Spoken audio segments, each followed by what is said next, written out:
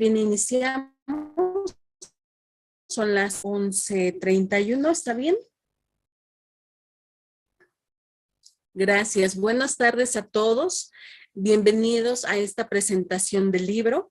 Vamos a dar en esta mañana de trabajo vamos a degustar la obra de la doctora Alicia Tenuto. Muchísimas gracias por acompañarnos en este día frío desde Argentina. Y bueno, les comento la dinámica de la actividad. Para esta sesión se tiene preparada una disertación por parte del comentarista, que en este momento será el doctor Inocente Melitón. Él nos va a acompañar con una disertación del análisis que ha hecho del documento de la doctora Alicia y tendrá de 15 a 20 minutos para su participación.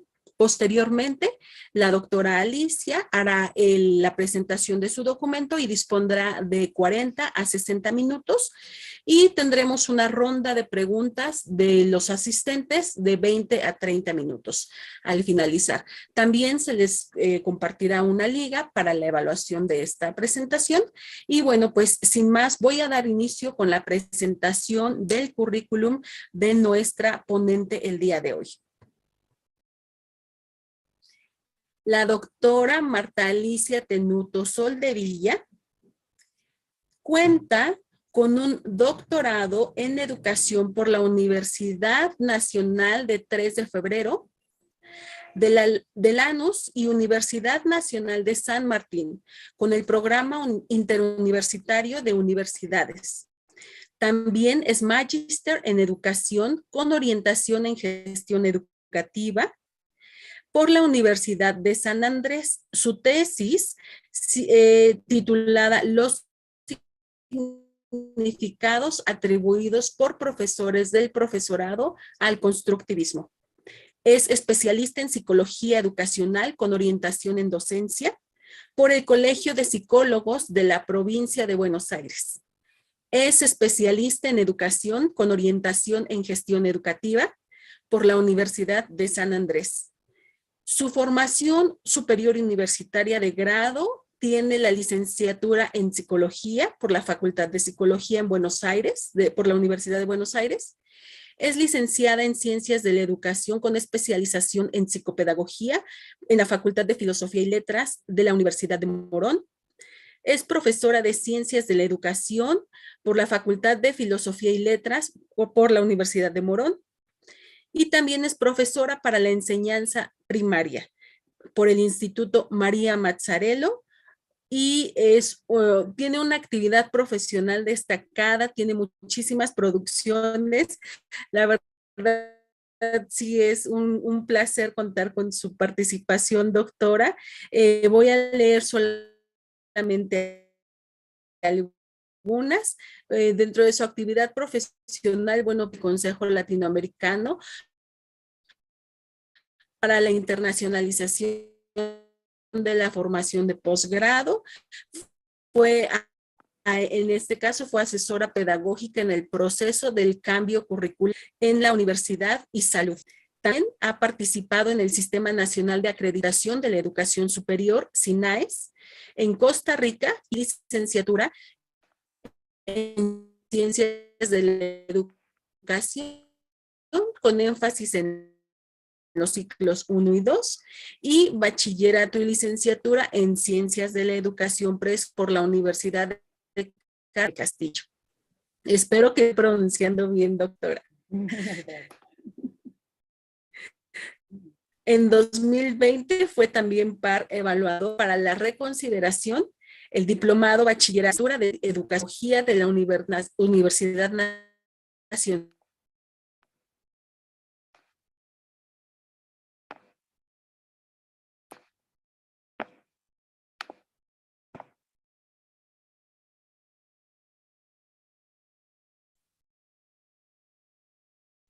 Yo he dejado de escuchar, no sé si soy yo. Sí, me parece que se perdió la señal.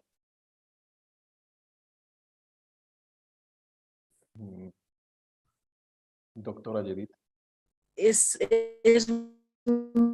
muy amplia su carrera. Yo creo que analizar toda la vasta experiencia, porque además quiero decirles que tiene bastantes artículos en revistas indexadas, libros, donde podemos nosotros cultivarnos más del pensamiento de la doctora Marta Alicia.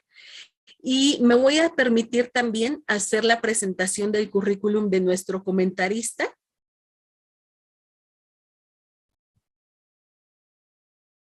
El doctor Inocente Meditón García. Él es catedrático de la Escuela Normal de Atlacomulco, profesora Evangelina Alcántara Díaz. En estos momentos funge como jefe del departamento de posgrado.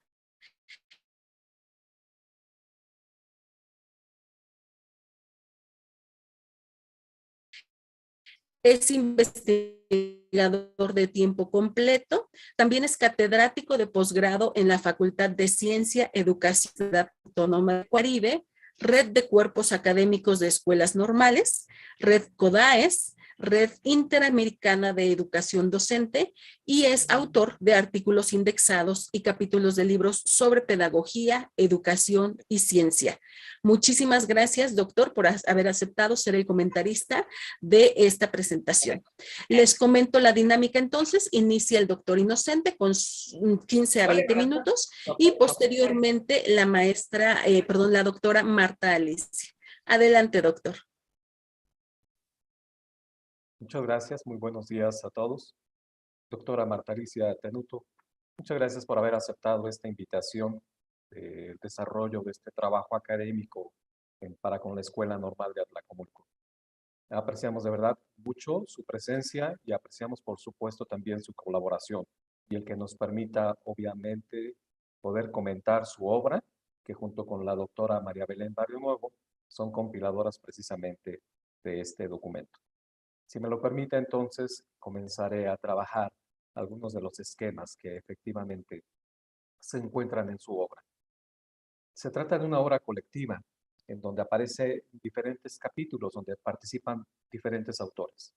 El libro Aulas Híbridas y Bimodalidad, Entornos Integrados de Aprendizajes, es eso, una compilación, una obra colectiva de diferentes capítulos, de diferentes autores, que versan precisamente sobre el proceso de la brecha digital, que finalmente la pandemia del COVID-19 vino a darnos de golpe, de forma muy ruda, de frente, y que a todo mundo nos puso en jaque. Pero no se trata solamente de la brecha hacia el acceso de los recursos o de la conectividad. Hay algo muy interesante en este documento que a mí en lo personal me llamó mucho la atención. Si bien durante 2020 y 2021 se produjeron muchas obras en torno a comentar cómo las clases, cómo la docencia, cómo la situación de la educación escolarizada de pronto se veía inmersa en un ámbito digital, a veces forzado, a veces complicado, a veces no conocido. Quiero decir que durante ese 2020 salieron muchas obras, salieron muchas publicaciones, pero que versaban sobre todo en el asunto de cierta quejumbrez, es decir, de pronto nos quejábamos mucho de lo que no teníamos, de lo que nos faltaba, de las carencias de conectividad, de las secuencias no conocidas sobre plataformas, es decir, de pronto decíamos todo lo que nos faltaba y expresábamos de todo lo que adolecíamos. Sin embargo, esta obra, la de Aulas Híbridas y Bimodalidad, es una obra interesante porque no se trata de una serie de quejas. Eso fue algo que me llamó mucho la atención. Es un trabajo muy propositivo en el sentido de poder visionar que esta brecha digital que existe, debemos de apropiarla, sobre todo quienes participamos directamente en el hecho educativo, como somos las maestras, los maestros, los alumnos, las autoridades educativas, los padres de familia, incluso los entornos sociales cercanos a las instituciones educativas. Debemos de mirarla como una oportunidad de transformar la forma en que la información, los saberes, las habilidades que circulan en Internet tengan una forma de enseñarse de manera crítica y reflexiva. Es decir, nos hacen una propuesta operativa. Eso es lo interesante de esta obra. Son acciones probadas, son puestas en práctica, son pilotajes de estrategias documentadas y que ciertamente a todos los que tenemos un escenario cercano a la docencia deberíamos de leer. No es un libro caro, quiero decirles que cuesta en promedio unos $10, prácticamente sería el precio comercial, unos $10, es decir, es accesible, es una obra accesible, muy digerible, está escrita en un texto y en un diálogo bastante cordial, bastante entendible, y si me lo permiten, me gustaría sugerirlo como un libro que tenemos que leer todos los que nos estamos formando como docentes o que tenemos situaciones y condiciones laborales inmersas en el campo de la docencia. ¿Por qué me atrevo a hacer esta recomendación? Porque la propuesta y premisa principal de esta obra es la de reinventar la educación, reinventar la docencia, reinventar los entornos de las escuelas, desde las de nivel básico hasta nivel superior. Hoy en día esto resulta ser contundente. No podemos imaginarnos un hecho educativo como lo teníamos en 2019.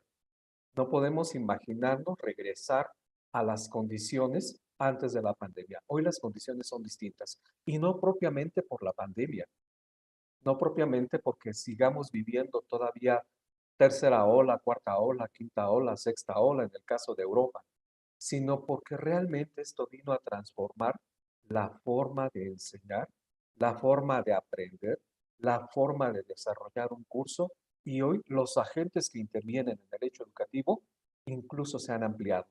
Hoy los padres de familia tienen una participación distinta. Hoy los hermanos, los compañeros, incluso las gentes del contexto cercano tienen una participación distinta. Hoy tenemos que visionar a la educación de una manera diferente, porque precisamente de las declaratorias, de los pilotajes, de las propuestas en esta obra, nos hacen ver que el esquema de la interiorización, de la tecnología, de las plataformas, de una dinámica y de una didáctica distinta utilizando los medios digitales, llegó para quedarse. El COVID se irá en algún momento. ¿Cuándo? No lo sabemos. Pero la propuesta de una nueva docencia, la propuesta de una nueva mecánica, de una nueva didáctica, está allí. Hoy los alumnos no podrán imaginarse nuevamente estar 5, 6, 7 horas dentro de un espacio físico, porque ya probaron la secuencia de una enseñanza y de una educación híbrida, de una educación a distancia, de una práctica bimodal, de una aula híbrida. Hoy las condiciones, incluso temporales, son distintas. Los niños de preescolar, de primaria, están muy sujetos a trabajar 2, 3 horas y después dedicarse a socializar con los padres de familia.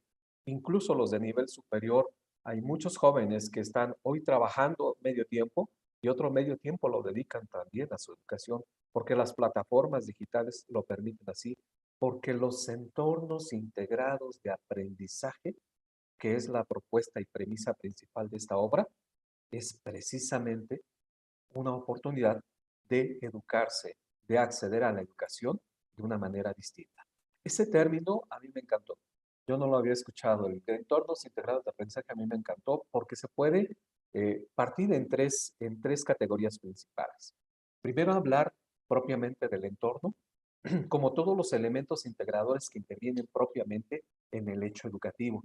Y no hablamos solamente de los esquemas y de las personas, hablamos incluso de las herramientas, de las estructuras, de los saberes, incluso también hablamos de las habilidades, es decir, cómo de pronto este marcaje hacia un aislamiento social y la necesidad de acceder a un escenario educativo distinto nos dieron presencialidad a diferentes elementos que hasta antes del COVID no se tenían.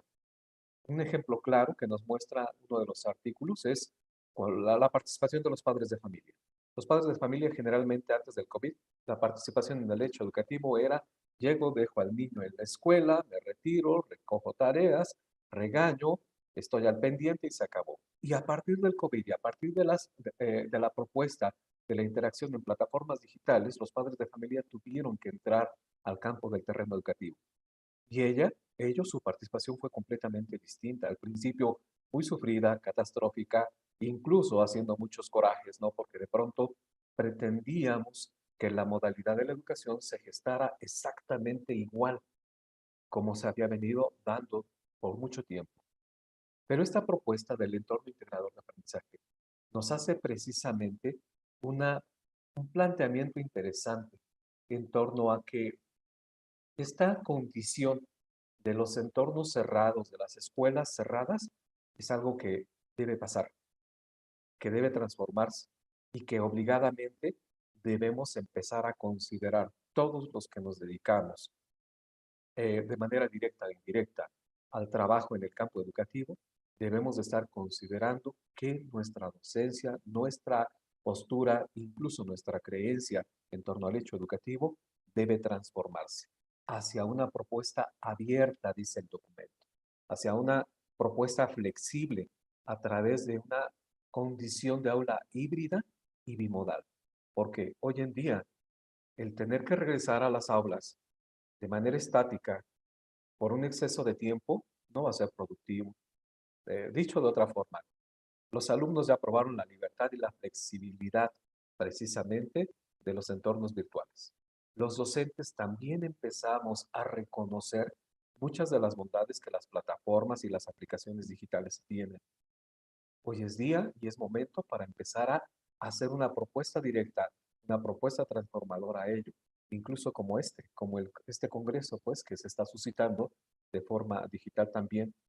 Entonces, vale la pena considerar esta lectura de edad. Yo los invito a que lean este libro.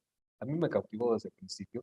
Me gustó demasiada la forma tan sencilla en la cual los compañeros que escriben esta obra, que desarrollan cada uno de los capítulos, te plantean los esquemas. Esto está en un lenguaje muy entendible. No tenemos que dedicarnos necesariamente a la docencia para poder comprender cuál es el sentido propositivo de cada uno de los capítulos, pero algo que me llama mucho, mucho la atención en ello es acerca de una formación posmoderna y post-COVID de la sociedad. No podemos ser los mismos después de esto.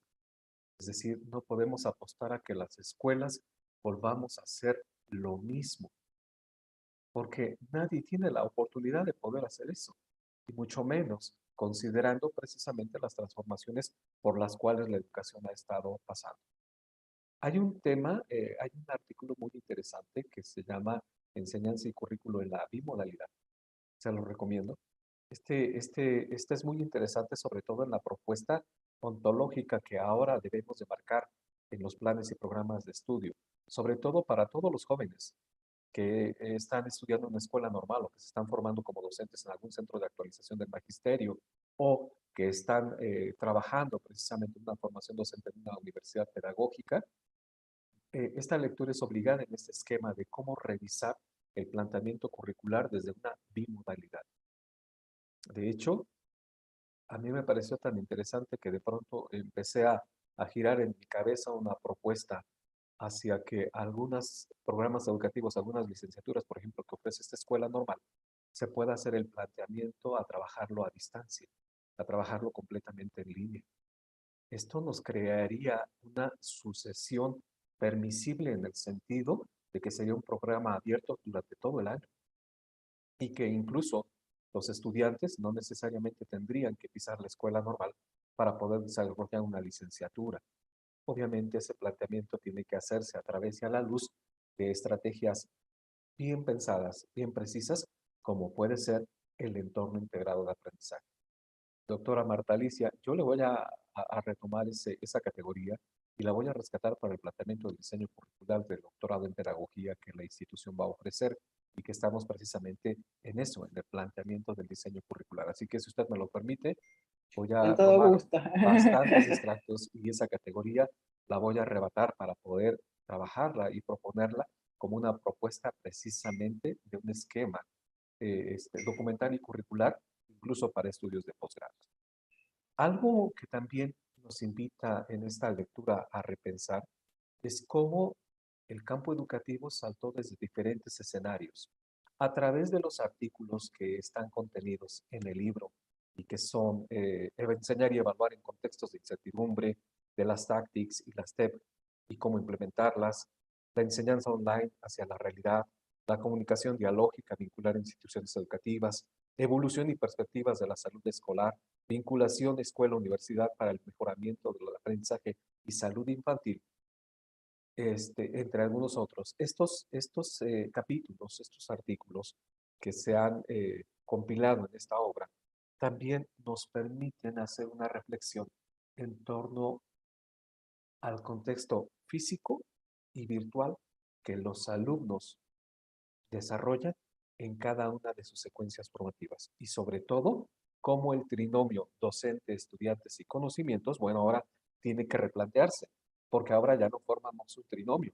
Ahora los participantes en el hecho educativo son demasiados. ¿Por qué? Porque los espacios son abiertos, porque los esquemas son flexibles, porque incluso los currículums deben ser intencionales.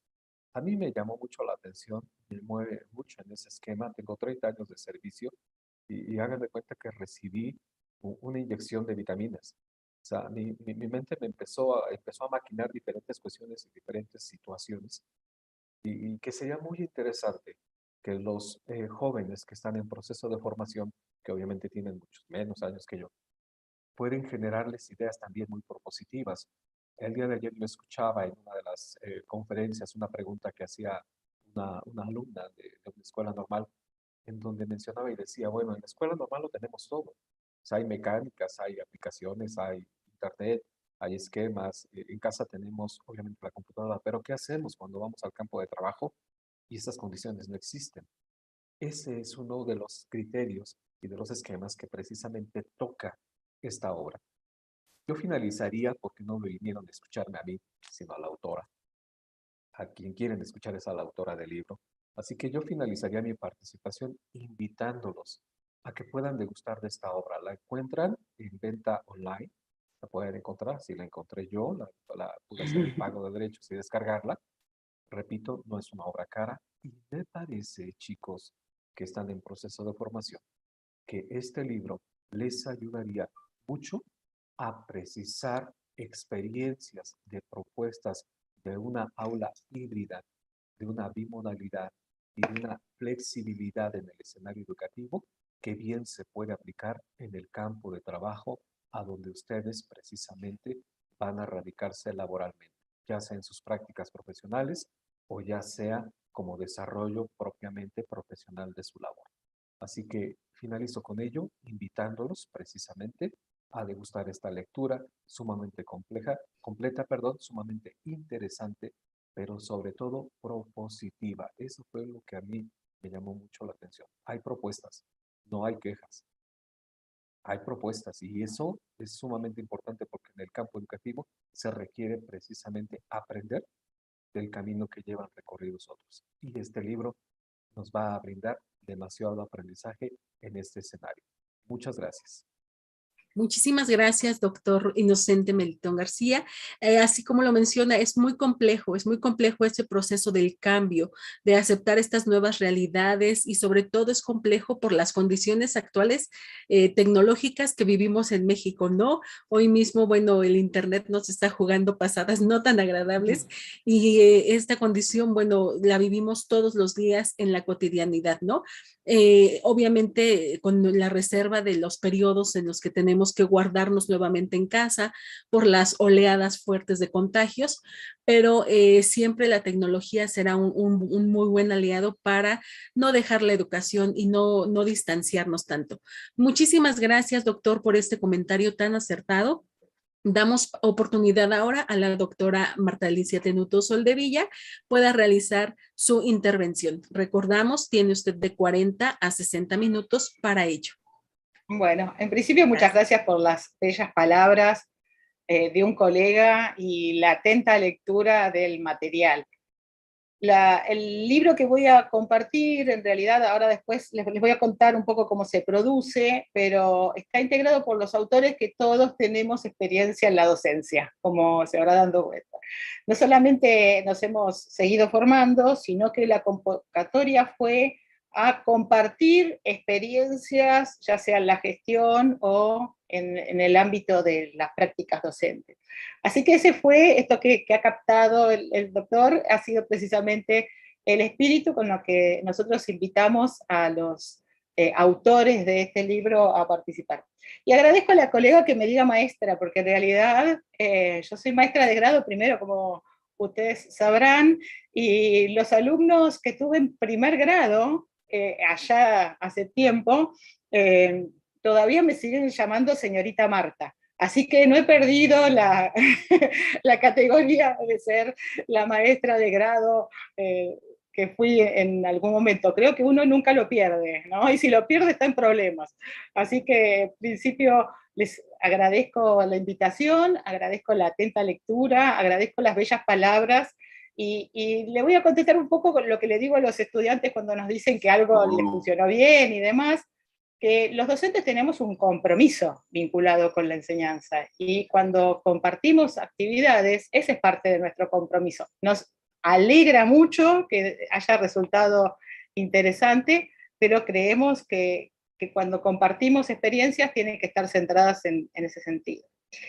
Entonces yo lo que voy a hacer ahora es precisamente compartir algunas características del libro. Si ustedes ven que quieren detenerse en algo, lo podemos hacer o lo podemos ver al final. Este es el título del libro.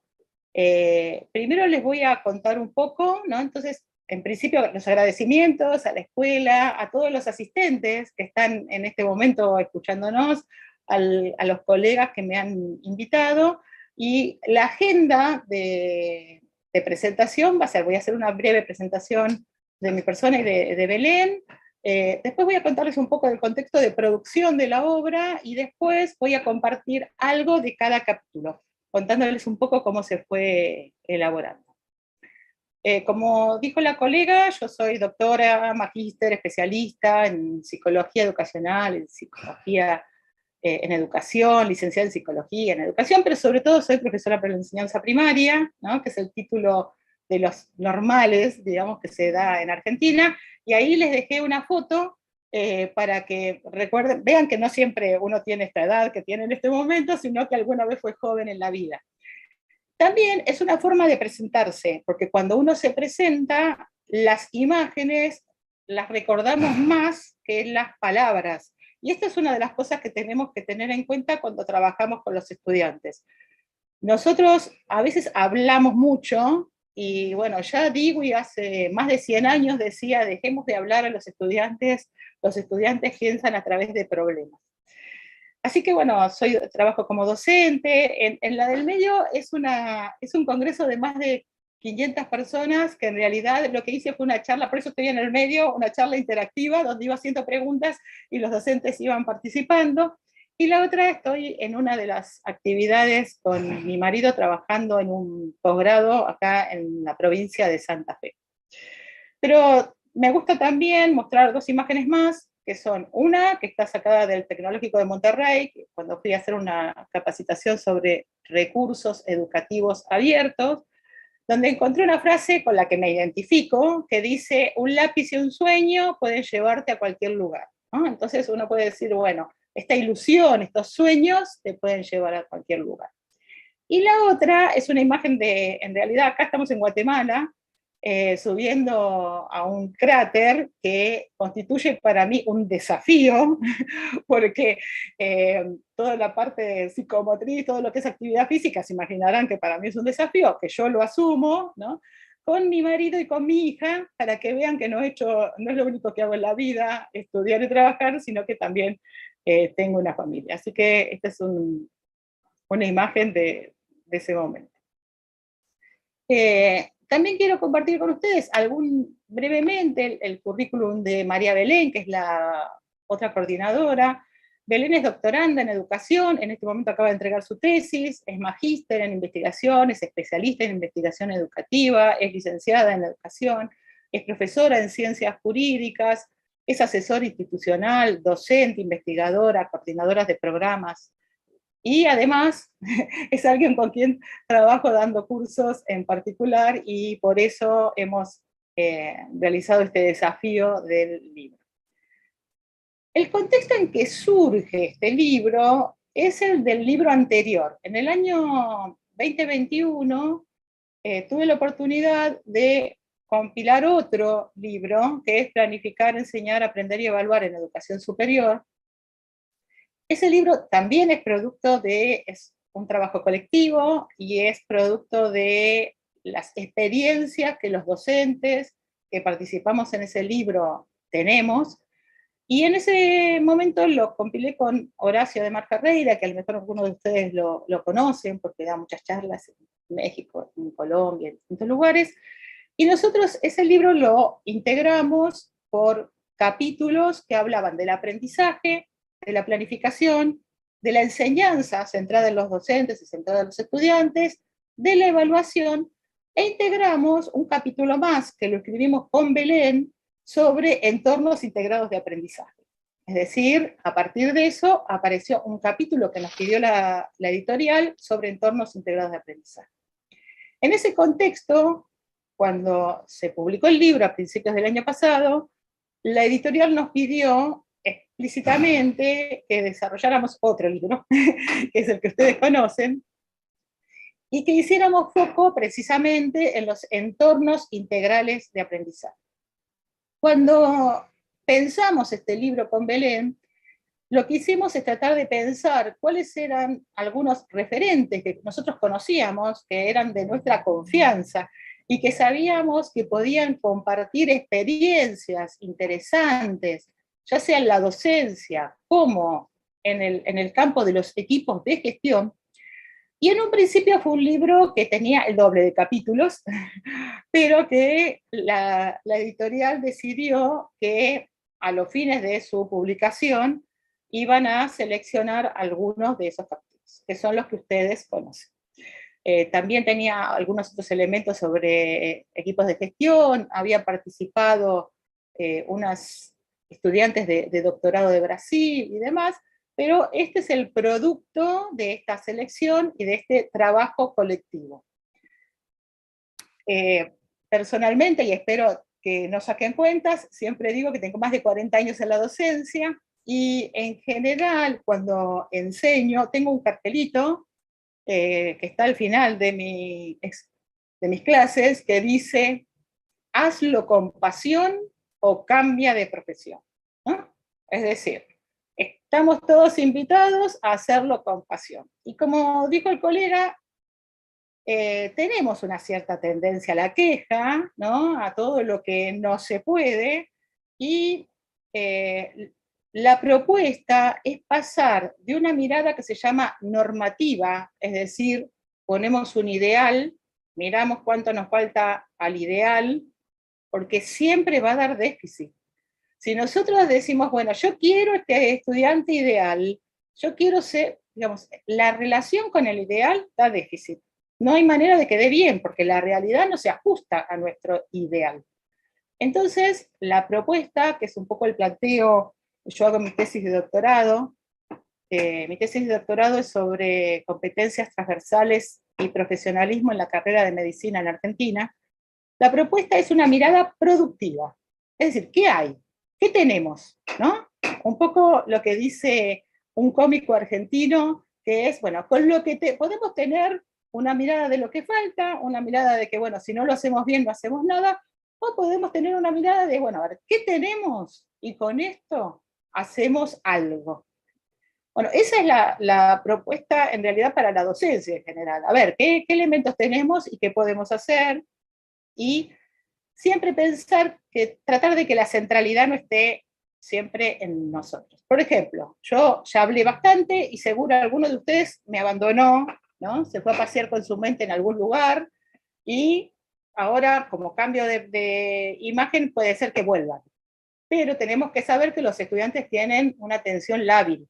Por eso la diversidad de propuestas es central, porque de acuerdo a qué enseñamos, el cómo enseñamos va de la mano, y de la misma manera la evaluación. Este es el índice del libro. El índice está prologado por una autora, una pedagoga argentina muy reconocida, que es Silvina Virs, que seguramente ustedes la conocerán por algunos de sus libros, que ha escrito inclusive con Palamidés y demás. Una introducción que hicimos con Belén, puse las siglas para que pudieran entrar. Un trabajo específico, un capítulo que desarrolla Belén sobre los entornos integrados. En segundo lugar, hicimos foco en la evaluación. Yo ahora voy a nombrarlos y después entro a cada uno. En el tercer capítulo trabajamos sobre esta propuesta diferente que nos hace llegar Dolors Roy, ¿no? La catalana, hace muchos años. En cuarto lugar, Gerardo Britos, que es un autor argentino, cordobés, que también está terminando su doctorado, trabaja sobre la enseñanza y el currículum. Gerardo es director de una escuela secundaria, y entonces la mirada del director siempre transforma un poco ciertas miradas. Luego está un capítulo que es el 5 de Sandra Revalli y Cristina Banfi, que ellas comparten una experiencia en lenguas extranjeras. El capítulo 6 que lo escribimos con Raúl Irigoyen es mi marido, somos marido y mujer, y entonces trabajamos juntos hace muchos años, y en principio también escribimos juntos. Y el último capítulo es de la licenciada, magíster, y que también está terminando su doctorado, Adriana Victoria Camio, sobre la relación entre educación y salud. ¿Qué van a encontrar en el libro? En el libro van a encontrar esta introducción, donde la doctora Silvina Beers le va a trabajar básicamente sobre esta reducción de la brecha digital. Acá quisiera hacer una aclaración. Nosotros, con Raúl, Laura Mansi, Irma Pianucci, el año pasado, el anterior, hicimos una investigación. En la investigación la aplicamos a docentes latinoamericanos de más de 500, tuvimos más de 500 respuestas. Para los que trabajan en metodología, lo hicimos con el sistema de bola de nieve. Bola de nieve es, yo le pido a mis conocidos que contesten la encuesta, y esos conocidos le piden a otros conocidos, que le piden a otros conocidos, y así hasta que se forma un cuerpo suficiente para poder responder. ¿Qué indagamos ahí? ¿Qué desafíos habían tenido los docentes latinoamericanos? México, Costa Rica, Uruguay, Argentina, Chile, digamos, estaban representados una diversidad de países, el 70% era Argentina, pero el 20% era México. Tenemos muchos amigos mexicanos y mexicanas. ¿Y qué contaron los docentes? Algo que traía el doctor recién, que las condiciones no fueron las ideales, pero las condiciones no solo no fueron las ideales para los estudiantes, no fueron las ideales para los docentes, que a veces no lo miramos. Entonces, ¿qué pasó? Eso se traduce a veces en una queja. ¿Pero qué hicieron los docentes? ¿Qué decían? Hicimos lo que pudimos. Es decir, con lo que teníamos, hicimos lo que pudimos. Y entonces respondían a esos requerimientos. ¿Qué quiero enfatizar? Lo que dice debajo de la frase de Silvina Beers, que las decisiones son siempre pedagógicas, y que los recursos son tecnológicos, pero las decisiones son pedagógico-didácticas. Es decir, las decisiones no las puede tomar el recurso. No podemos estar subordinados a lo que el recurso comanda. Nosotros tomamos las decisiones. Y por eso, como decía el colega, necesitamos mayor planificación. ¿Por qué? Porque llevar del aula presencial al virtual sin mediaciones, tenemos el desastre asegurado. Es decir, desastre asegurado, yo me lo llevé al aula, desastre asegurado. Porque el tiempo es distinto, porque la forma de tratar los temas son distintos, porque la mirada con el estudiante presencial es una cosa y con la pantalla es otra. Digamos, ahí tenemos un desastre asegurado. Este fue el desafío del libro, pensar cómo tratar de que no tengamos este desastre asegurado y qué hicimos para eso. Por eso van a encontrar en la introducción una especie de puerta de entrada, que es una invitación el libro, a pensar en situaciones educativas que estén vinculadas a los niveles primario y secundario de la enseñanza, donde no desconocemos los desafíos. Los desafíos están. El tema es qué hacemos con eso. Si lo tomamos como un problema al cual no le podemos dar respuesta, o si lo tomamos como un desafío que nos mueve, nos moviliza y hace que podamos responder. Yo acá no puse una imagen que suelo utilizar, que es pensar en cuál es el cambio que queremos producir. ¿Qué cambio? ¿Hacia dónde queremos ir? Una de las cosas centrales es saber qué queremos cambiar, porque Yo cuando mi hija era chica le decía, si no tomas decisiones, la realidad la toma por vos. Es decir, o las tomás vos o la toma la realidad, alguien la toma. Alguien la va a tomar. Entonces, el tema del cambio es un tema central.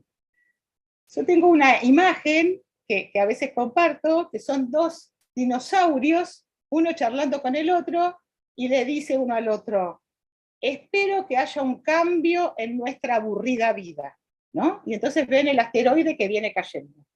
Y sí, hubo un cambio en su aburrida vida, catastrófico, ¿no? Entonces, una de las cosas que tenemos que pensar es hacia dónde queremos realizar el cambio y cómo queremos realizar ese cambio. Porque si no implicamos a los actores, de nuevo, fracaso asegurado. El primer capítulo, entonces, es un capítulo que desarrolla Belén. Trabajamos con la pandemia, pero como contexto. Es decir, es el agua donde se mueve el pez. Es el aire por donde transitamos. Es donde nos estamos moviendo. Pero no como protesta, sino como condiciones en las que nosotros estamos y en las condiciones en las que nosotros nos movemos. Esto es lo que nos tocó 2021 y por lo que vemos parece que 22. Esas son las condiciones. Analizadas las condiciones, como es lo que tenemos, son las condiciones, nosotros lo que tratamos de pensar es qué cuestiones centrales tienen que aprender los y las estudiantes, qué deben apropiarse. Y siempre el qué va de la mano del cómo. Por ejemplo, yo estoy hablando y todos me están escuchando en el mejor de los casos. Pero si yo cambio la forma de trabajar, seguramente van a poder responder de otra manera.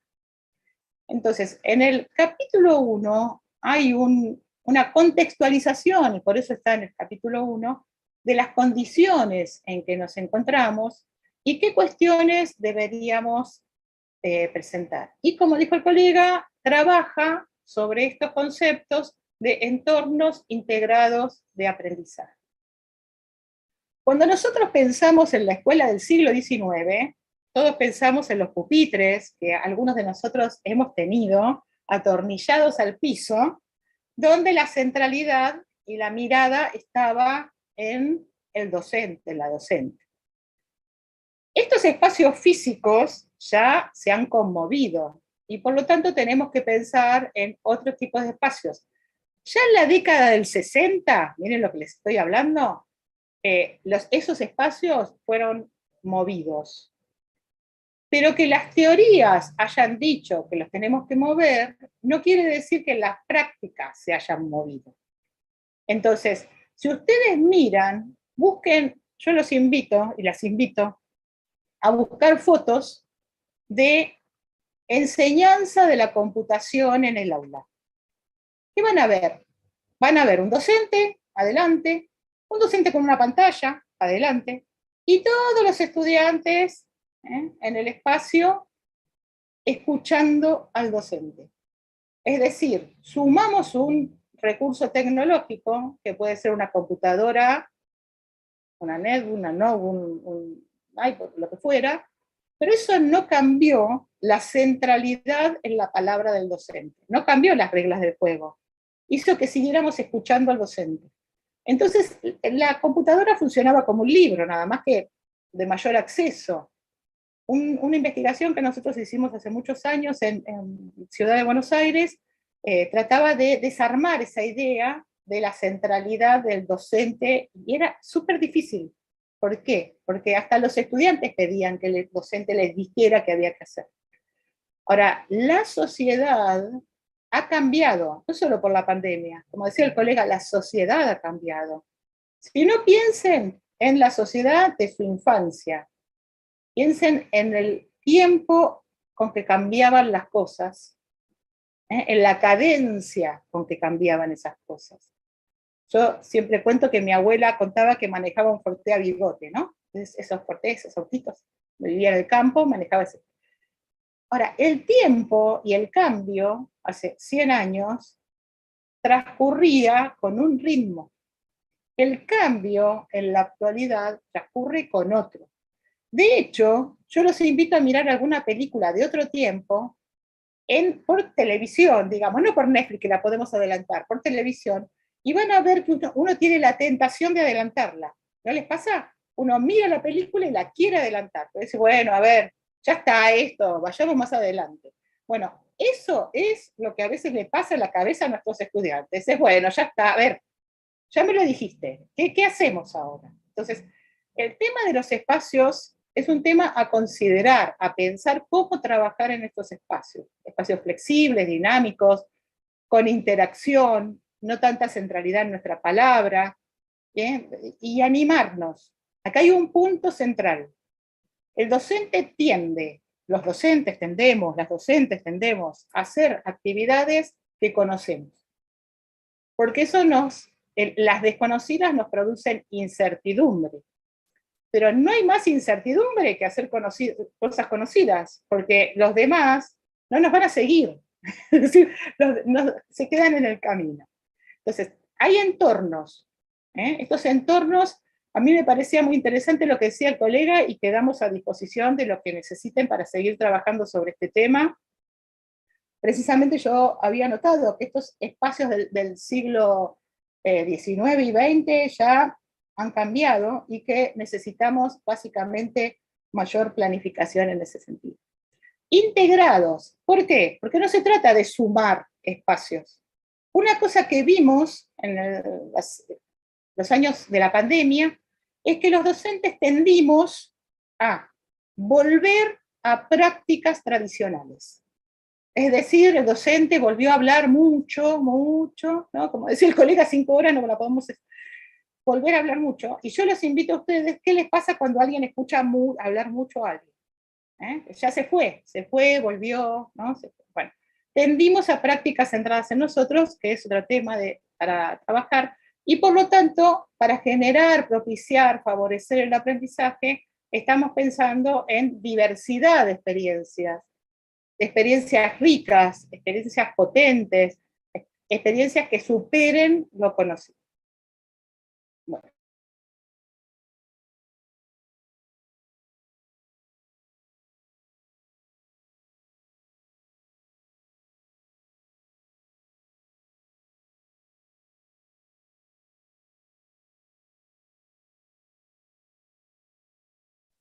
Su micrófono, doctora.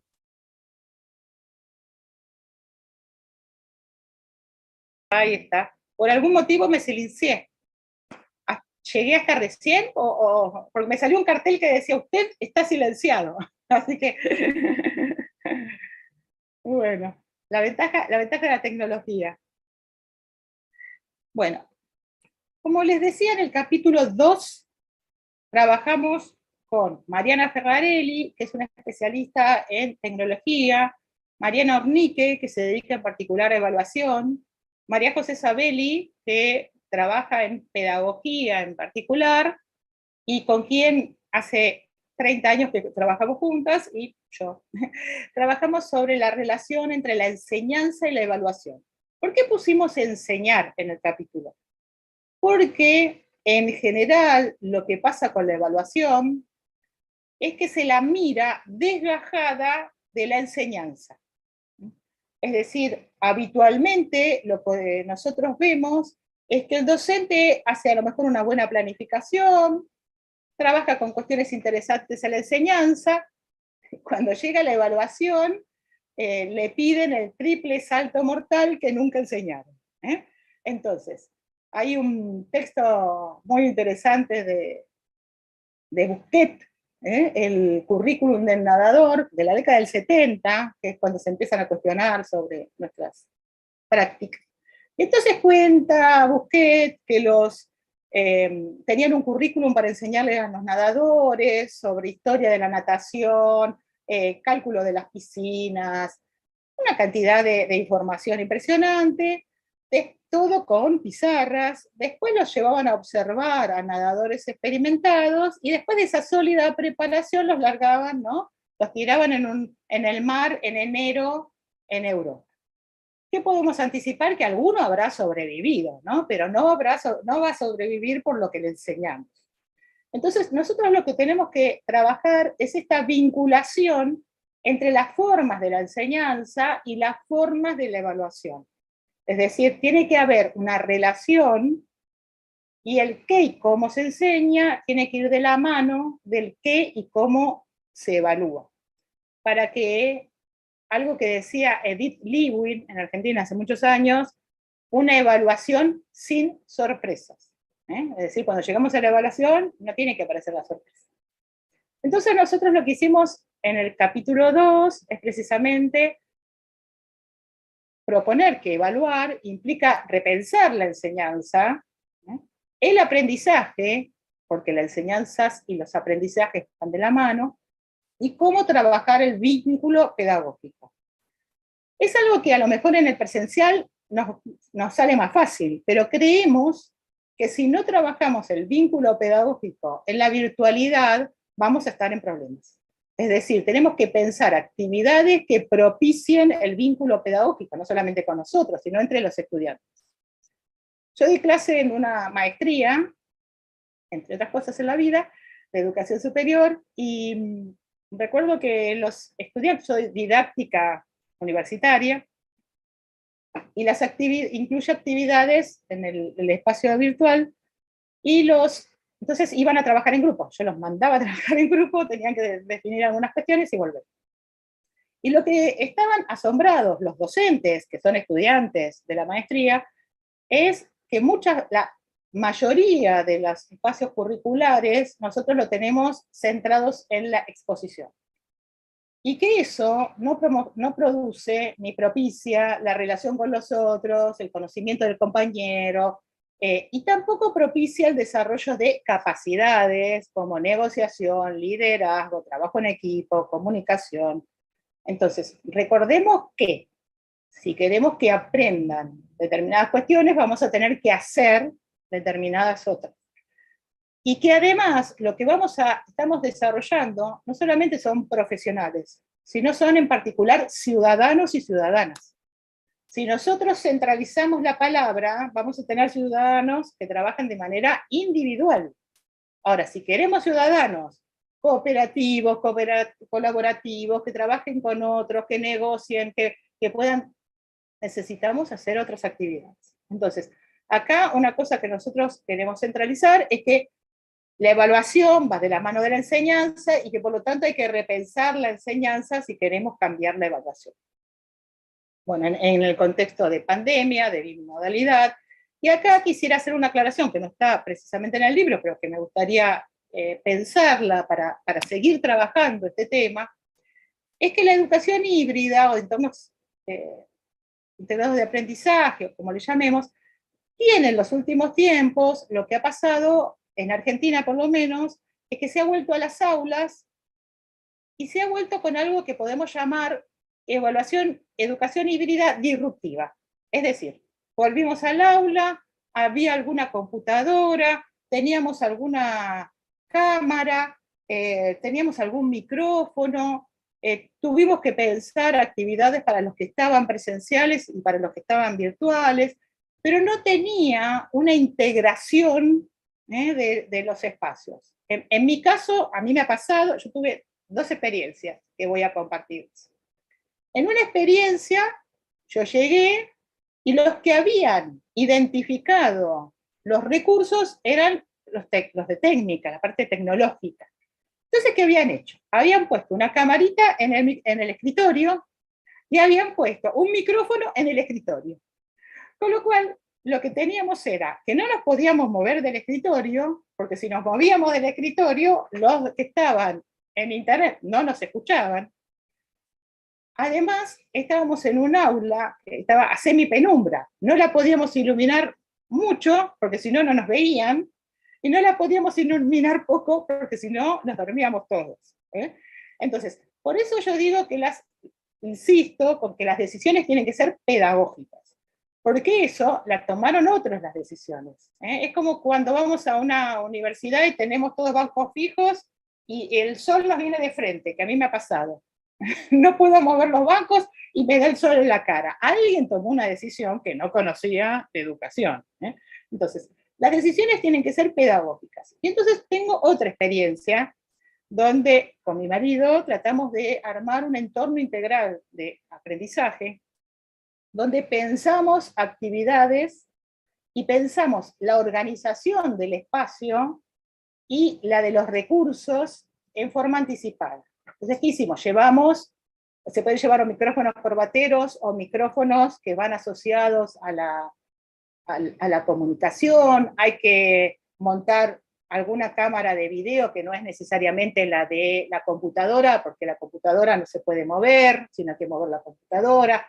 Todos tenemos alguna cámara de fotos que además graba videos que se pueden asociar. Digamos, hay que pensar el dispositivo con tiempo. Entonces ahí nosotros podemos tener distintas alternativas. Podemos tener una simultaneidad, pero pensada, planificada.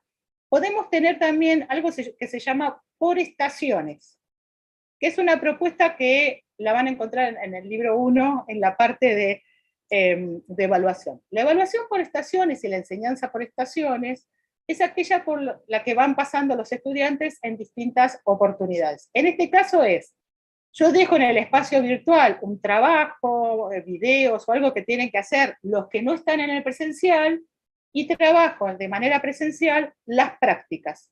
Entonces, las prácticas están más centralizadas en el trabajo presencial y la actividad más teórica puede estar centralizada en el virtual.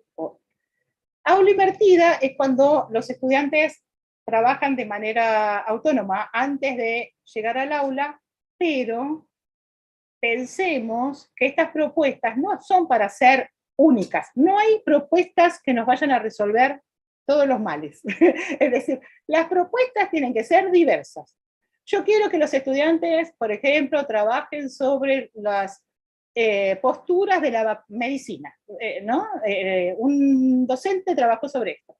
Las posturas de la medicina, los que están a favor de las vacunas y los antivacunas. Ese es un tema apto para que los estudiantes busquen información y vengan al aula. Ahora, es probable que si yo quiero trabajar sobre otras cuestiones más centradas en la disciplina, no sea aula invertida la mejor manera. Entonces hay que pensar antes, planificar bien. Todo lo que es virtual lleva más planificación porque necesitamos más recursos. Entonces en ese capítulo van a encontrar esto, que se trata de decisiones fundadas, que orienten la enseñanza, construir cercanía, trabajar con los estudiantes, ver que las propuestas son provisorias. A lo mejor uno pensó algo que me pareció maravilloso. Llego al aula, se los propongo, no pasa nada. Bueno, lo dejamos a un costado, hacemos otra cosa. Yo alguna vez fui profesora de práctica de la enseñanza en magisterio. Entonces yo les decía a los estudiantes, las estudiantes, no dejen que el barco se hunda. Es decir, si ustedes ven que el barco se hunda, si no funciona eso que ustedes le están proponiendo, piensen en una alternativa y compartan. No dicen a los estudiantes, miren, yo pensé que esto iba a ser, decime, reinteresante, pero parece que no les interesa. Entonces tenemos que pensar alguna alternativa. Tramar, en el sentido de armar una trama con la diversidad. Enseñar el juego completo, esto viene de Perkins, que trabajaba sobre esta idea de que nosotros no tenemos que esconder de qué vamos a hacer. No tienen que estar intuyendo qué pasa por nuestra cabeza. Trabajar con eso. Priorizar la profundidad sobre la extensión, la atención, dice, y trabajar en manera cooperativa. No sé en qué hora estamos. ¿Cómo vamos? Bueno, el capítulo 3, trabajamos con Belén sobre algunos recursos.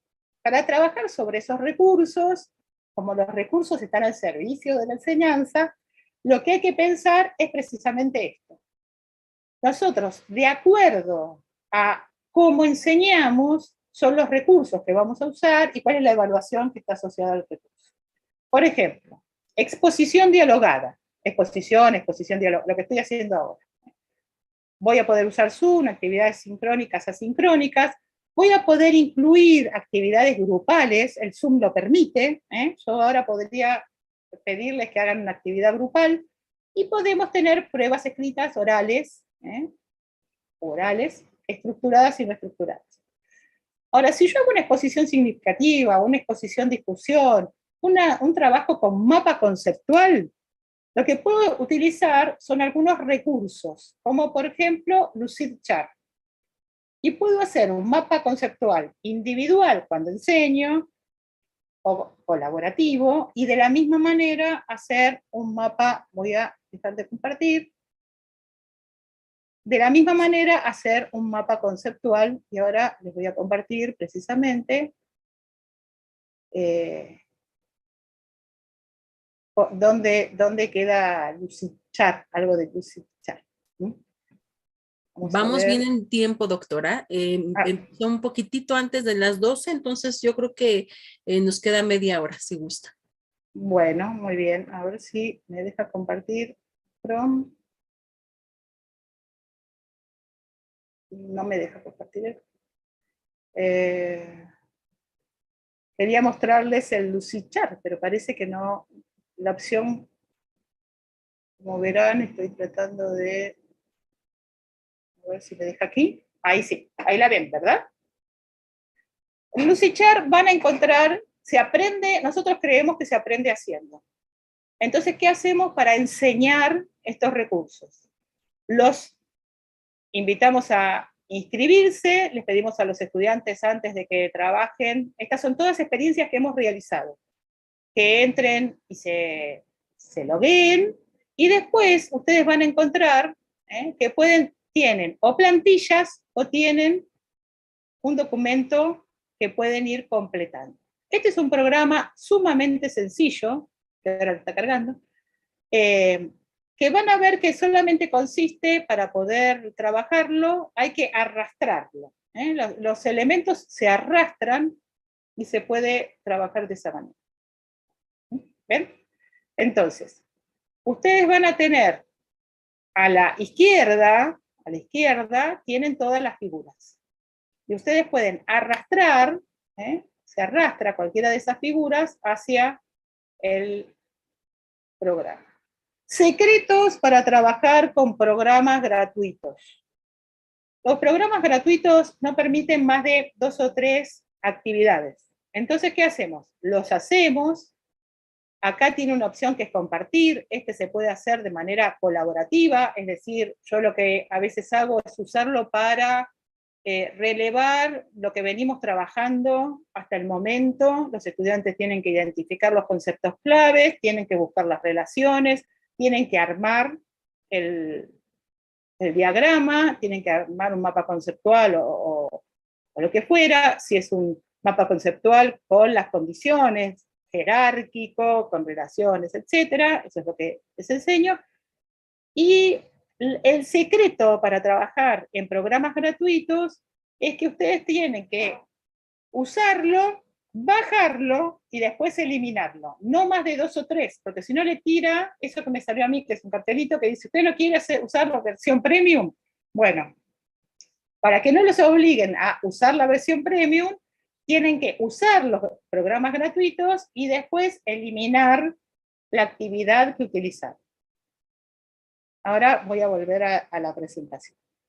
Entonces, de acuerdo a qué enseño, es lo que van a encontrar en este capítulo, son los recursos que puedo usar. Si voy a hacer una demostración, es un paso a paso, puedo hacer un video, puedo pedir un video, es decir, puedo pedirle a los estudiantes pequeños videos, les tengo que enseñar cómo se hacen, tengo que enseñarles algunas condiciones, por ejemplo, el fondo, la parte auditiva, qué cantidad de tiempo, cómo se organiza, o una instrucción directa. Entonces, si quiero que trabajen un mapa conceptual, enseño mapa conceptual y después trabajo con este programa, que este es el nombre completo, Lucidchart, que es entre otros. Este es gratuito, por lo menos entre 2 o 3. ¿Qué podemos hacer? ¿Cuál es la parte que tenemos que completar? En general, ofrecerles a los estudiantes algún tipo de lista de chequeo, escala de apreciación o rúbrica, que permita que conozcan bajo qué criterios van a ser evaluados en el caso de que esa actividad sea para evaluación. Entonces acá tienen una rúbrica. Ahora, hay algo muy importante que tenemos que trabajar, que es el aprendizaje basado en problemas, el aprendizaje basado en proyectos, el estudio de caso, la simulación. Y ahí tenemos una interesante herramienta a través de Zoom, Meet o lo que tengamos. Todas las herramientas tienen estas posibilidades. Yo en una de las universidades tengo Teams, no lo recomiendo, pero bueno, está.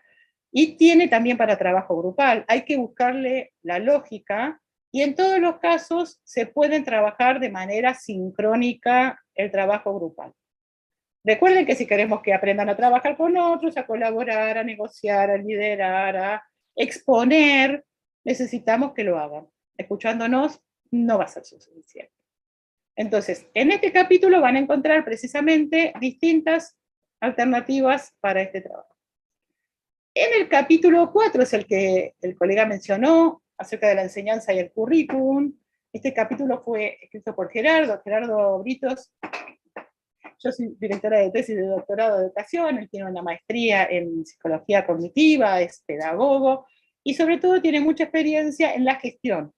Entonces ha trabajado sobre precisamente estas cuestiones de cuáles son los ejes articuladores.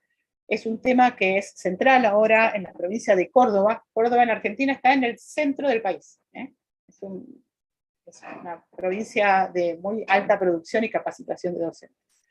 Y ofrece un trabajo en ese sentido, y sobre todo, si ustedes miran el punto 3, el desafío que dice Gerardo como central es la interacción. Es decir, si a mí los estudiantes y las estudiantes tienen que descubrir que no nos da lo mismo que estén que no estén, que participen que no participen, que hagan las actividades que no hagan las actividades, pero no de una manera sancionatoria, sino que es, bueno, mirá, es muy importante para tu aprendizaje, pero en realidad el trabajo los va llevando. Para eso necesitamos mucha planificación. Después van a encontrar el capítulo 5, sobre todo a la colega que le interesa las lenguas extranjeras. Acá vas a encontrar en el capítulo 5 la presentación de cómo trabajaron dos personas que son especialistas en lenguas extranjeras y que tienen experiencia en evaluaciones estandarizadas a gran escala en la ciudad de Buenos Aires, o sea, multiple choice a gran escala en lenguaje. Lo que pasa es que yo trato de que hablemos en castellano, entonces es evaluaciones estandarizadas a gran escala, o pruebas de opciones múltiples también se puede encontrar.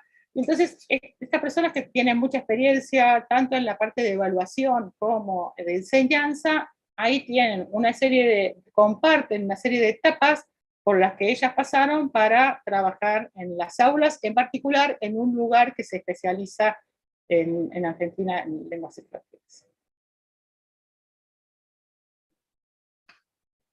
Bueno, me tragué el... Bueno, en el siguiente capítulo lo escribimos con Raúl Irigoyen. Como les dije, él se especializa en comunicación, él trabaja en gestión, y hemos dado muchos cursos sobre comunicación en salud. Y este capítulo es un poco heterogéneo, porque lo que estuvimos haciendo es trabajar sobre la idea de que comunicarse no es hablar de un receptor, emisor, etc. Eso en realidad atrasa, diría Raúl. Eso en realidad fue usado en su momento como un elemento para representar algo, pero la comunicación excede eso. Y entonces lo que hicimos es compartir con ustedes algunas orientaciones sobre la biografía comunicativa que trabaja Raúl, sobre cómo nosotros aprendimos a comunicarnos. Nosotros tenemos formas de comunicarnos.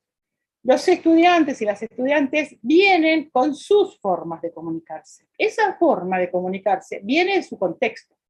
Entonces a veces nosotros decimos, ¿pero por qué contesta de esta manera? Porque en su contexto esa es la forma que tienen de comunicarse. ¿Quiénes tenemos que cambiar el registro? Nosotros. Tenemos que mostrarle que esa forma no es la forma de comunicarse. Pero eso es una tarea del docente, de la docente, y no al revés, porque el otro es el único que conoce, es lo único que conoce. Entonces, tenemos una biografía comunicativa. Raúl insiste con la generosidad expresiva. Muchas veces como docentes mencionamos autores que no los escribimos, que no saben de qué se trata, tomamos referencias, hay que compartir generosamente esos conocimientos. la comunicación asertiva, afirmativa, no violenta y terapéutica o saludable también son las formas que estamos trabajando para que podamos comunicarnos bien. También van a encontrar, y para eso analizamos un intercambio, dos intercambios que hay entre Paenza y Adrián Paenza, que es un matemático, y un cómico, que en realidad no es cómico, en realidad es un crítico analítico de la realidad a través de la comedia, de la manera sarcástica, que es Dolina. Dolina es un artista que tiene textos, canciones, y que tiene una emisión de radio que cuestiona siempre, que tiene una forma muy afable para trabajar los temas, y entonces utilizamos esos encuentros como modo para trabajar los temas. Es decir, en lugar de trabajarlo en abstracto, trabajarlo de eso. Y también trabajar sobre la idea de la emoción.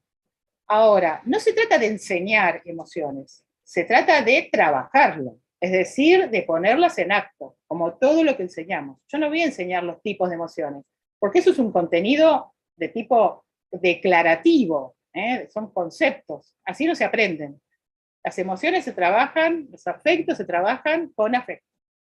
Y por lo tanto, como les dije antes, pensamos en un docente apasionado, capaz de seducir, en el sentido de seducir con las palabras, ¿no? La publicidad seduce. ¿Por qué nosotros no podemos mostrar lo interesante que es el conocimiento, ¿no? Y pensar en un estudiante que precisamente esté contento. Finalmente van a encontrar un capítulo dedicado a la relación entre salud y educación. Es un capítulo donde cuentan una experiencia realizada en una universidad desde la carrera de enfermería. Adriana Camio es licenciada en enfermería, magíster en gerenciamiento de salud, magíster en educación médica, y está haciendo su tesis de doctorado sobre doctorado en educación. También es mi tesista, por esas cosas de la vida. tengo varios tesistas. Y Adriana lo que hizo es compartir una experiencia que hicieron con educación primaria. Es decir, qué cosas hizo la universidad en esa relación con las escuelas y cómo propiciar la salud a partir de esa relación con las escuelas. Bueno, para finalizar esta presentación, les traje un trabajo para que hagan algo. Van a tener que hacer algo. Y entonces los voy a invitar y las voy a invitar a entrar a esta página, www.menti.com. Cuando entren a esa página van a encontrar que les pide un código. El código que tienen que poner es ese. Cuando pongan el código van a encontrar esa pregunta. ¿Qué se llevan de esta presentación? Y tienen que poner hasta 3 palabras. Entonces ahora voy a dejar de compartir. Y lo que voy a compartir es precisamente la página que yo les estoy pidiendo. Entonces, yo acá estoy en lo que ve el docente cuando los estudiantes contestan. La pregunta es, ¿qué se llevan de esta presentación? Tienen que entrar a www.menti.com, ven como dice acá arriba, menti.com, y poner este código. Cuando ponen el código, tienen que completar hasta 3 palabras con lo que se llevan de esta presentación. Así que los y las invito a completar esto. Esperemos que estén acá, que no se hayan ido. Así podemos ver cómo funciona menti.com.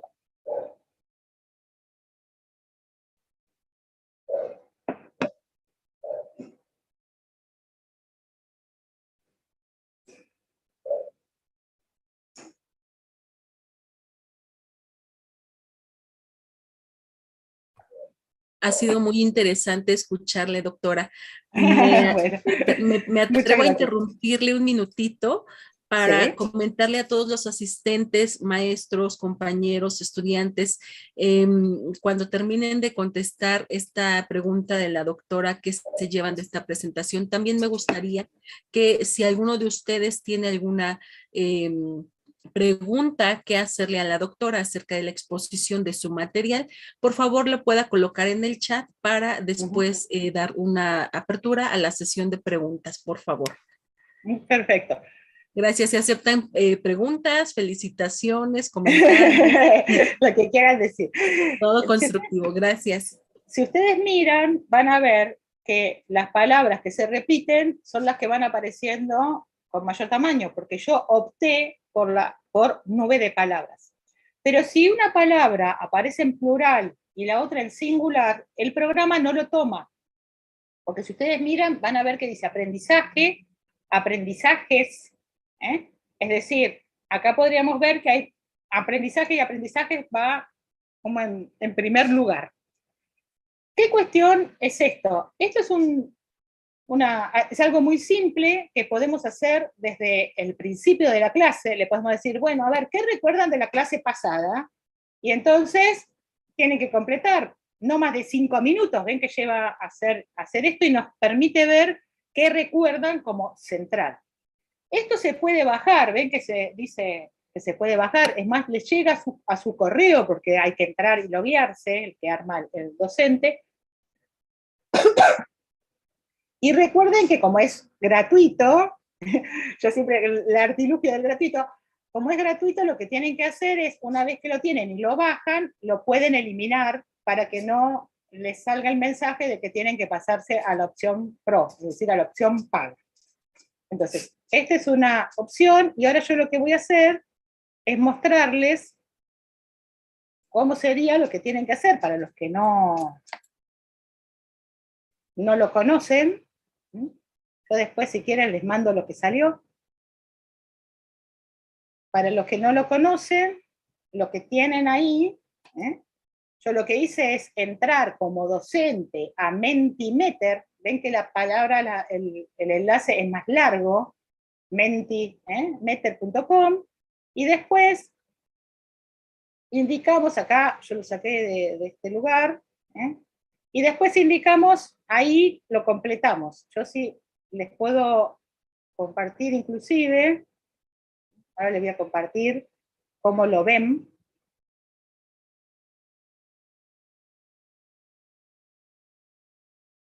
Ustedes entran a este lugar, a mentimeter.com, y yo les puse que se llevan de esta presentación. Antes de eso, yo me lo guié, es decir, yo tuve que ir a entrar, yo entro directamente porque ya estoy. Entonces, entran a mentimeter.com, eligen una opción, yo elegí número de palabras, y después a los estudiantes le pasan menti.com y no Mentimeter, como es el nombre, Mentimeter, el nombre completo, ¿sí? Bueno, entonces ya estamos finalizando, así que para finalizar una frase, comparto una frase que había puesto Belén, que es: nos hallamos frente al desafío de desaprender, aprender y aprender a emprender, a construir juntos y a innovar. Gracias por acompañarnos, y acá tienen, el que quiera puede escribirnos. Belén, su mail es belendoc@gmail.com, y el mío es sencillo, marta.tenuto@gmail.com. Entonces, esa sería la propuesta. Muchísimas gracias, doctora. Ha sido un placer escucharle con esta propuesta tan innovadora en estos tiempos de pandemia, que la verdad es que nos nutre, ¿no? Quisiéramos, a veces decía el maestro inocente, a veces quisiéramos más tiempo para implementar cosas nuevas, que la verdad sí nos hacen falta. Este trabajo con perspectiva transformadora, ya bien lo comentaba el doctor, y que le da a él como como parte de este posgrado de la Escuela Normal, la visión de incursionar en estos ámbitos, ¿no? Y ojalá y nos comparta a todos a quienes trabajamos en la escuela, pues de esa puesta en práctica. Muchísimas gracias, doctora. Creo que el entorno integrado, yo estuve aquí haciendo mis notitas, es aquel espacio entonces virtual o físico, donde además de que se transmiten los conocimientos, hay un encuentro con los otros, ¿no? Dejar de lado esa individualidad de nosotros como los docentes que estamos antes frente a un grupo, ahora frente a una pantalla, hable y hable y hable, ¿no? Integrar esos estudiantes a los contenidos y bueno, estar todos juntos en un espacio compartiendo aprendizajes. Muchísimas gracias. Voy a iniciar con las preguntas que tengamos aquí en el chat. Déjenme checar por aquí. Nuestro compañero Oscar Galván nos dice, muy interesante su libro, doctora, sin duda me parece una herramienta muy útil para poder enfrentarnos ante estas nuevas modalidades de enseñanza. Muchas felicitaciones y espera pronto adquirir su obra. Ya como les comentaba, El Doctor Inocente, la podemos buscar en Amazon. Y bueno, interesante el libro, muchas gracias, nos dice la maestra Marisol Valencia, y muchas felicidades por tan excelente trabajo, doctora Marta Alicia. Bueno. Doctora, hay una inquietud por parte de... ¿Sí? Sino conceptos más claros y repasarlos, se lo agradeceríamos muchísimo. No te escuché la primera parte, ¿me la podrías repetir? Sobre su presentación, doctora. Sí. Maestros, hacer uso del micrófono para alguna pregunta, algún comentario. Bueno, muchas gracias por las bellas palabras. Estoy a disposición de lo que necesiten, de lo que quieran preguntar. Yo los y las aliento a probar, porque lo tradicional tiene la tranquilidad de los cementerios, ¿no? Es decir, es tan tranquilo que en realidad no moviliza nada. Lo que nosotros necesitamos precisamente es que nuestros estudiantes o nuestras estudiantes trabajen con nosotros y que sientan que son convocados a una tarea precisamente que los alienta a trabajar.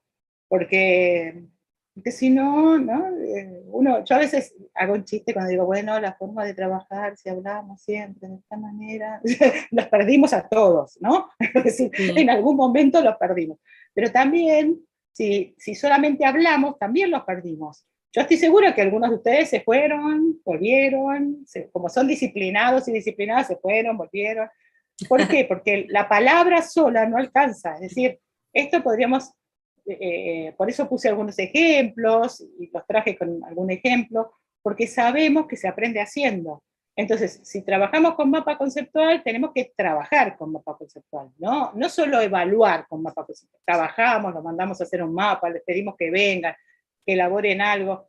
Pensamos en algo que se llaman tareas auténticas.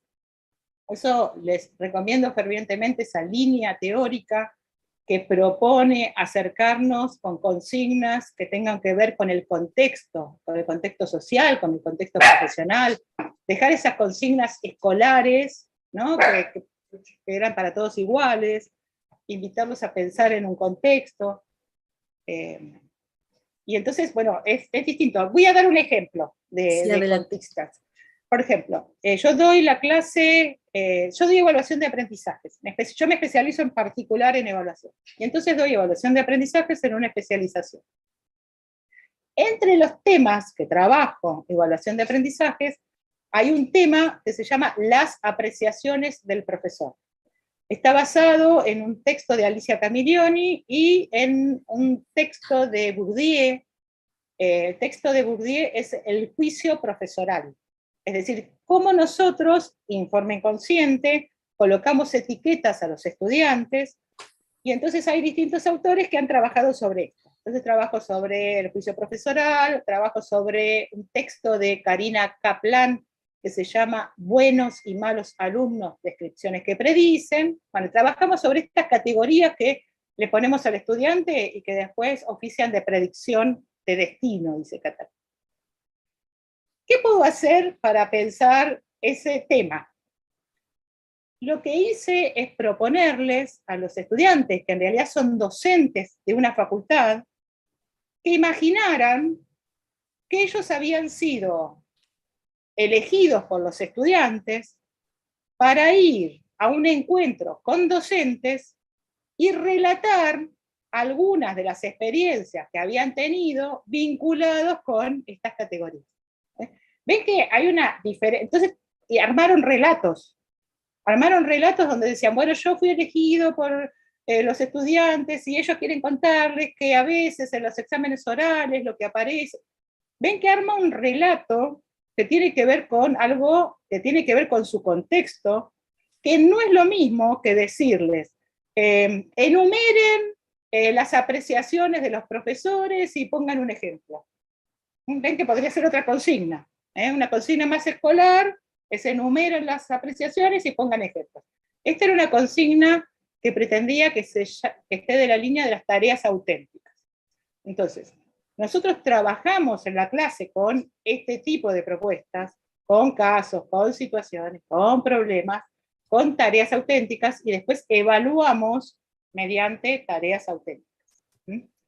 Así que esa es un poco la línea de trabajo, es pensar que la enseñanza no es algo desgajado de la vida. John Dewey, que bueno, vivió hasta 1950, pero es de fines del siglo XIX, decía, la escuela no es para la vida, es la vida misma. Ahora, si no es para la vida, sino que es la vida misma, en esa parte de nuestra vida tenemos que también trabajar de esa manera, de manera que todos veamos la relación que tiene con la vida. Entonces, hay toda una línea de trabajo sobre las tareas auténticas, sobre las tareas contextualizadas, sobre las tareas significativas, y cómo yo trabajo mucho en mis cursos sobre la elaboración de consignas, porque a veces, les digo, son una especie de enigma. Las consignas que damos los docentes son una especie de uno dice, bueno, ¿y ahora qué querés que haga? Digamos, me dijiste, está bien, pero ¿ahora qué hago? Sí. Entonces, bueno, hay que trabajar sobre nuestras consignas, sobre las consignas de enseñanza o de trabajo y sobre las consignas de evaluación. Y mirarlas, leerlas y ver si se entienden, porque a veces no se entienden. Reflexionen sobre, bien, yo reflexiono. ¿Qué hago? ¿Dónde pongo la reflexión? ¿Qué querés que te presente? No, pero vos tendrías que haber presentado, ¿y dónde dice que tendría que haber presentado? Sobre la base de un autor, reflexiono así sola, con mis compañeros, lo digo con mis palabras, lo digo sobre la base de lo que dice el autor. ¿Qué tengo que hacer? Bueno, yo en general utilizo una frase que viene de una publicidad muy vieja. Acá antes había, yo siempre cuento que había una publicidad que ponía dos remeras, una en un jabón, ¿no? Que limpiaba muy bien, que era el que querían vender, y otra que lo limpiaban mal.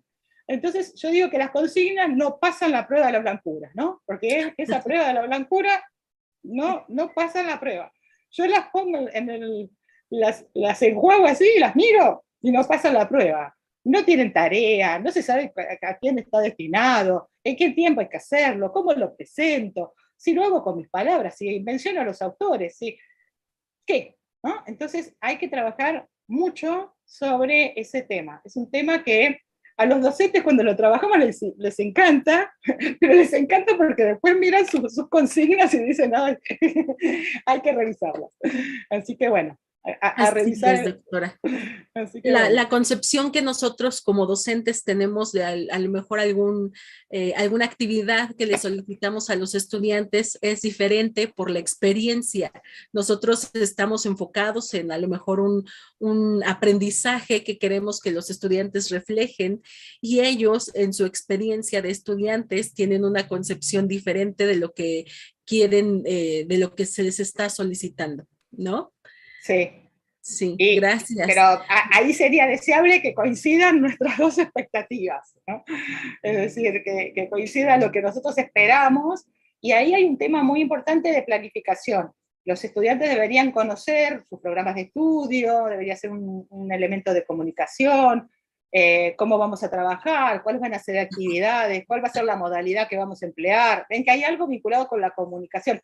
Con esto que decíamos en uno de los capítulos del juego completo. Tienen que conocer de qué se trata, cómo vamos a trabajar en este espacio formativo. A lo mejor en otro trabajan de otra manera. En este vamos a trabajar de esta manera, ¿sí? Yo ayer les contaba a un grupo, alguna vez di metodología de la investigación en la carrera de psicología, ¿no? Y recuerdo que un par de veces entraron y salieron, así como del aula, y entonces yo le digo, mire, acá el aula no es un bar, no es un bar. Es decir, en el bar uno entra, charla, se pone a conversar con el otro, deja de conversar, se va, entra. Bueno, entonces, el aula, entramos, salimos. Es lo mismo, tiene que funcionar. Es decir, uno tiene que saber que está en un trabajo de un contrato pedagógico, donde ahora vamos a hacer esto. Después hacemos un recreo, después miramos un video para poder trabajar en grupo, miramos imágenes, digamos, también tienen que ser interesantes. Pero las reglas del juego tienen que estar claras. Es decir, no le puedo pedir después, porque vos tendrías que haber participado. ¿Y cuándo me lo dijiste? Digamos, ¿en qué momento, en qué lugar del programa dice criterio, participación en clase, intervención sustantiva en el foro?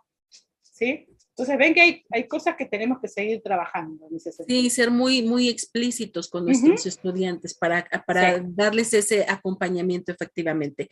En YouTube, doctora Marta, nos preguntan, para lograr la transformación y consolidar las aulas híbridas, ¿qué aspectos son fundamentales para salir del esquema tradicional y no se diluya este esfuerzo en el statu quo? Bien, es una pregunta bastante amplia, con lo cual voy a contestar lo que podríamos hacer. Porque ahí tenés distintos niveles de gestión, digamos, gestión institucional, gestión de aula, gestión de las políticas. Yo voy a hablar de la gestión del aula, es decir, de lo que yo podría hacer. Pero también podríamos pensar en la gestión institucional. ¿Por qué? Porque la gestión institucional siempre tiene mayores resultados que si lo hago a nivel de la gestión del aula. Esa es una cosa que tenemos que pensar. Si yo lo organizo, que toda la institución realice prácticas similares, voy a tener más resultados que si solamente la gestiona 2 o 3, ¿no? Las que se nos ocurre hacer. En principio hay que pensar que la comunicación tiene que estar distribuida. Entonces, hay que planificarla. ¿Se acuerdan que yo les dije? Primero tenemos que pensar en una planificación. La planificación en los espacios, en los entornos integrados de aprendizaje es central. No va a garantizar, como nos decía el conductismo, no va a garantizar, como nos hizo creer el conductismo, el aprendizaje, pero sí es necesaria. Es decir, yo tengo que anticipadamente pensar qué actividades voy a hacer, con qué tiempo, en qué espacio, cómo lo organizo. Y si las tengo en forma simultánea, presencial y virtual, tengo que pensar cómo garantizar que los que están, porque yo en el presencial llevo los papeles, ¿cómo hago para garantizarme que los que están en el virtual están accediendo a ese mismo material? Porque eso es una cosa que nos pasa, llegamos al aula híbrida disruptiva, como les puse ahí, que es cada tanto. Y entonces, yo llevé los papeles, pero resulta que no contemplé que el estudiante que está en el otro lugar, que está en su aula, en el aula virtual, no lo tiene. Entonces, primero planificación. Y después, si trabajo en forma grupal presencial, tengo que pensar trabajar en forma grupal los que están en el virtual. Es decir, requiere una organización, una planificación, que entonces siempre los cambios hay que hacerlos progresivos. ¿Por qué? A lo mejor al principio, si ustedes se sienten más cómodos, van a tener más actividades expositivas, dialogadas, significativas, exposición, discusión, demás. Y incluyen una actividad. Después incluyen más. ¿Por qué? Porque si yo hago todo diferente, después no sé qué me funcionó y qué no me funcionó. Entonces, los cambios, yo sugiero hacerlos de manera progresiva. Y todo lo que tiene que ver con recursos, que la organización de los recursos lo tengan en cuenta, lo digan los docentes, no lo decidan los técnicos. Porque el técnico me pone el micrófono en el escritorio y después no me puedo mover.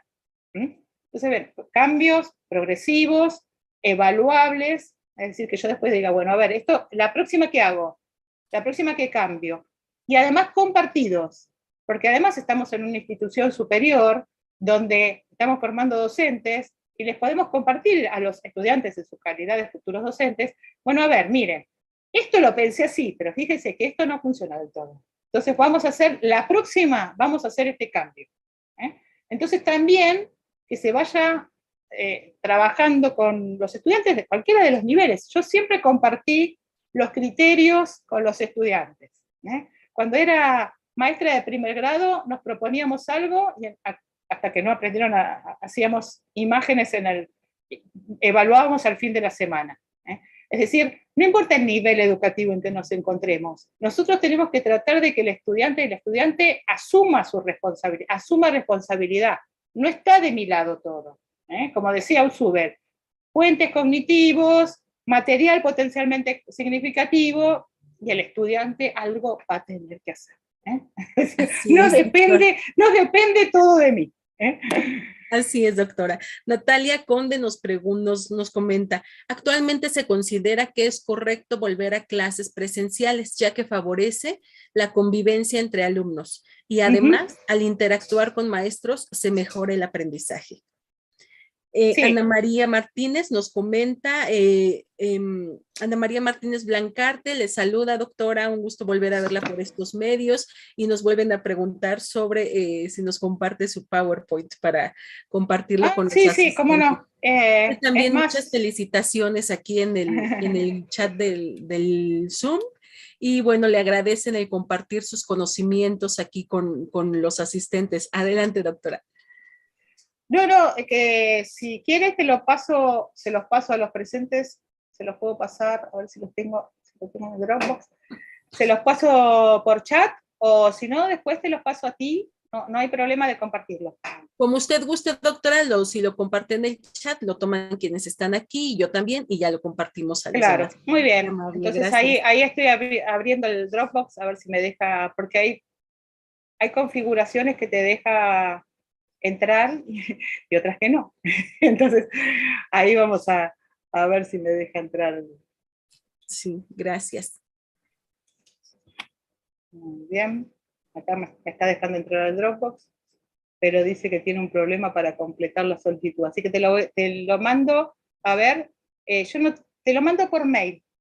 Perfecto, doctora, sí. Le escribo al mail que ahí, claro, te lo mando al mail que me mandaron, y entonces ahí también lo puedes compartir con quien quieras en este momento. Muchas gracias. Si no sale por un lado, tenemos alternativas. ¿Todo? Claro que sí, doctora. Hay que buscar las alternativas. Sí, porque a veces cuando lo tenés yo lo tengo en el Dropbox, por ejemplo, en este momento, ¿no? Y cuando lo tenés en el Dropbox, hay configuraciones de chat que no siempre te deja mandarlo. Entonces, sí, doctora. Opción 2, mandarlo por WhatsApp, pero como no tengo tu WhatsApp, vamos por la opción 3, que es mandarlo por mail. El correo. ¿No? Claro que sí, doctora. Y ahí se lo estoy mandando. Ahí está saliendo. Muchas gracias, acá lo recibiremos. Muy bien, así que ese pedido ya está resuelto. Claro que sí, muchas gracias. Pues a todos los asistentes, muchas gracias por su presencia. Agradecemos la presencia de la doctora Marta Tenuto Soldevilla, y le vamos a hacer una entrega simbólica virtual de una constancia, doctora, por su participación, que muchas a la gracias. Letra dice: la Escuela Normal de Atlacomulco, profesora Evangelina Alcántara Díaz, otorga la presente constancia a la doctora Marta Alicia Tenuto Soldevilla por la presentación del libro Aulas Híbridas y Bimodalidad, Entornos Integrados de Aprendizaje. dentro del segundo Congreso Nacional Desafíos Contemporáneos en la Formación Docente, el 26 de enero de 2022, en el marco del 62º aniversario de la fundación de esta institución. Y firma el calce el licenciado Juan Jesús Peña Sotelo, director de nuestra Casa de Estudios. Muchísimas gracias por compartirnos su conocimiento, doctora. No, es un placer. Es un placer y además quedo a disposición de lo que necesiten en relación a esta propuesta de seguir pensando los entornos integrados de aprendizaje y de lo que necesiten en general. Ahí tienen mi correo. En general, yo contesto los mails, si no contesto es porque no me llegó, a no ser que esté como muy sobrepasada de actividades. Ahora enero y febrero estoy con estas actividades con alumnos de doctorado a nivel internacional, entonces estoy un poco ocupada, pero en general contesto siempre en el día. Muy amable, doctora. Muchísimas gracias y bueno, pues siga disfrutando de ese calorcito que tienen allá en Argentina ahora que nosotros estamos en invierno. Sí, sí. Viste que si estás en invierno querés calor y si tenés calor que es invierno, porque así funcionamos. Así somos los seres humanos. Así somos. Bueno, y muchas gracias al colega por las bellas palabras y toda su atenta lectura del libro. Muchas gracias. Y muchas gracias por la invitación. Gracias. Buen día a todos. Les recordamos que en punto de las 3 retomamos los talleres, por favor. Muchas gracias. Hasta pronto. Adiós, doctora.